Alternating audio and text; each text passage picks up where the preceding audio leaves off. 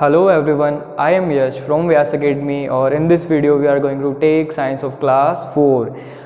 हम chapter 3 continue करेंगे जो कि है games and recreation. Last video में हमने देखा था कि किस तरह से गेम्स और कितने टाइप्स ऑफ गेम्स होते हैं और किस तरह से हम उन्हें एंजॉय करते हैं और गेम्स की क्या इंपॉर्टेंस है हमारी लाइफ में। अब हम नेक्स्ट टॉपिक की तरफ मूव ऑन करेंगे और आज का हमारा टॉपिक है प्लेइंग टुगेदर।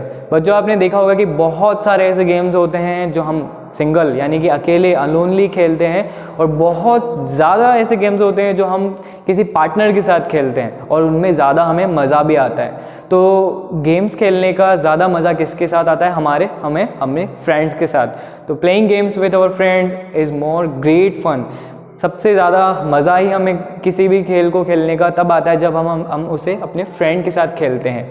तो प्लेइंग टुगेदर कंप्लीट, और जब भी हम गेम्स खेलते हैं तो हमें कुछ पॉइंट्स याद हमारे माइंड में रखने होते हैं, क्योंकि एक साथ खेलना जितना मज़ेदार है उतना ही ज़्यादा रेस्पॉन्सिबल भी है। एक जिम्मेदारी और भरा काम भी होता है। वो किस लिए? कुछ पॉइंट्स हैं जिनके बारे में हम पढ़ेंगे और फिर आपको उन्हें समझ में आएगा। सो पॉइंट नंबर 1, जब भी हम एक साथ खेलते हैं तो वो हमें क्या क्या रेस्पॉन्सिबिलिटी है, बहुत सारी रेस्पॉन्सिबिलिटी हमें कंप्लीट करनी होती है।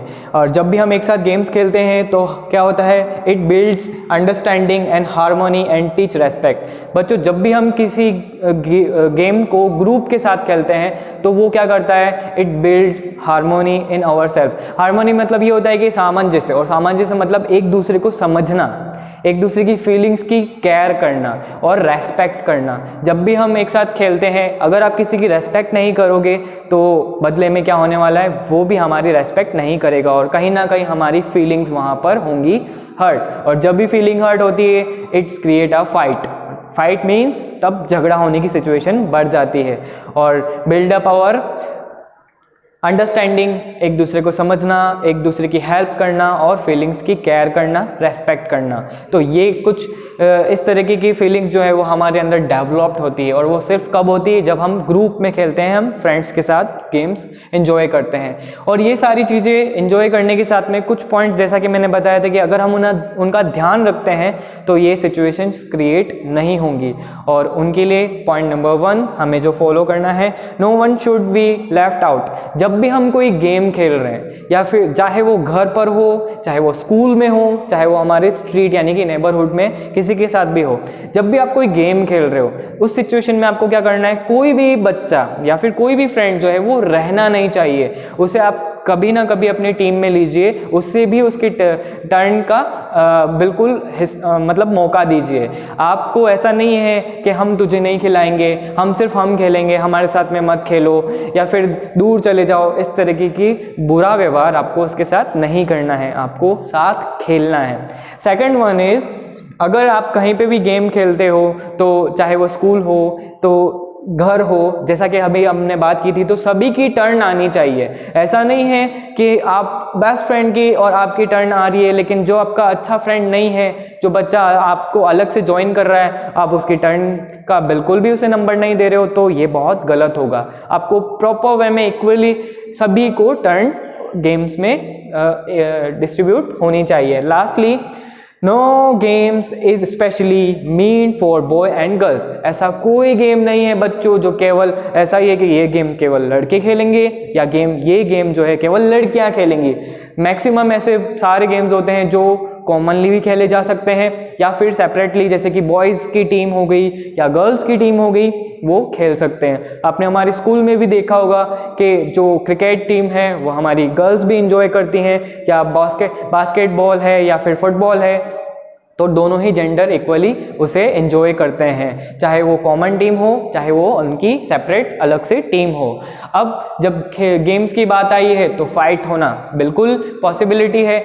10 आउट ऑफ 5 टाइम या 3 टाइम्स आपने कभी ना कभी यहाँ गेम्स खेलते समय कहीं ना कहीं फाइट देखी होगी। और बच्चों फाइट होने का रीज़न जैसा कि अभी हमने बताया था कि बहुत सारे हो सकते हैं। अगर आप किसी की फीलिंग्स हर्ट करेंगे तो वहाँ पर फाइट होना पॉसिबल है। और फीलिंग्स हर्ट कैसे होती है? अगर आप किसी की रेस्पेक्ट नहीं करोगे, अगर आप किसी गेम्स के रूल फॉलो प्रॉपर वे में नहीं करोगे, आप किसी को हर्ट करोगे, आप किसी को पुश करोगे या किसी के साथ आर्ग्यूमेंट करोगे, इस सिचुएशन में आपने किसी अदर जो प्लेयर है उसकी फीलिंग को क्या किया है, हर्ट किया है, तो उस सिचुएशन में जो फाइट है वो पॉसिबल हो सकती है। तो लास्टली हम बात करेंगे fight, fun and fight at a play, मतलब खेलते समय फाइट हो जाती है। तो उसके लिए हम क्या करेंगे, कुछ पॉइंट्स हैं जिन्हें आपको ध्यान में रखना है और आप अवॉइड कर सकते हो।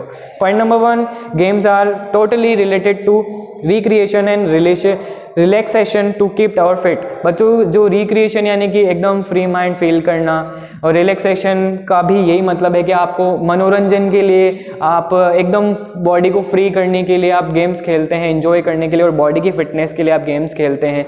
सेकंड वन, अवॉइड फाइट और आर्ग्यूमेंट। आपको ज़्यादा से ज़्यादा कोशिश करनी है कि आप किसी के साथ फाइट ना करें, आर्ग्यूमेंट ना करें। अधिकतर हमारी जब भी फाइट होती है तब हमारे माइंड में ये चलता है आज तो बस किसी से झगड़ा हो ही जाएगा, तो इस तरीके की थिंकिंग को नहीं रखना है। नेक्स्ट, अगर फाइट हो गई है तब क्या करना है, आपकी गलती नहीं है, कोई और बच्चा आपसे फाइट कर रहा है, तो उस सिचुएशन में क्या करेंगे हम, हमने पुश किया तो हम भी उसे पुश करेंगे, नो, इट इज़ रॉन्ग। हमें क्या करना है, हमें टीचर की हेल्प लेनी है या फिर कोई और बड़ा जो आसपास बैठा है, चाहे वो भैया दीदी हो या टीचर हो, कोई भी हो, हमें उसकी हेल्प लेनी है। ज़रूरी नहीं है कि फाइट जो स्कूल में हो सकता है out of the school, out of the house हो, तो उस सिचुएशन में हमें किसी एडल्ट की हेल्प लेनी है to settle down the issue, जो भी इशू है उसे ठीक करने की। And lastly, resolve fight with peacefully. शांति के साथ फाइट को ख़त्म करना है और आपको उसे फ्रेंड बनाना है, ताकि हम इन केस ऑफ फ्यूचर कभी झगड़ा नहीं करेंगे। और follow the all rules of the games. जो भी गेम्स के रूल्स होते हैं बच्चों, आप उन्हें अच्छे से फॉलो करिए, फाइट कभी होगी ही नहीं। आई होप आपको ये वीडियो समझ में आई होगी। हम मिलेंगे नेक्स्ट वीडियो में नेक्स्ट टॉपिक के साथ। Thank you for watching.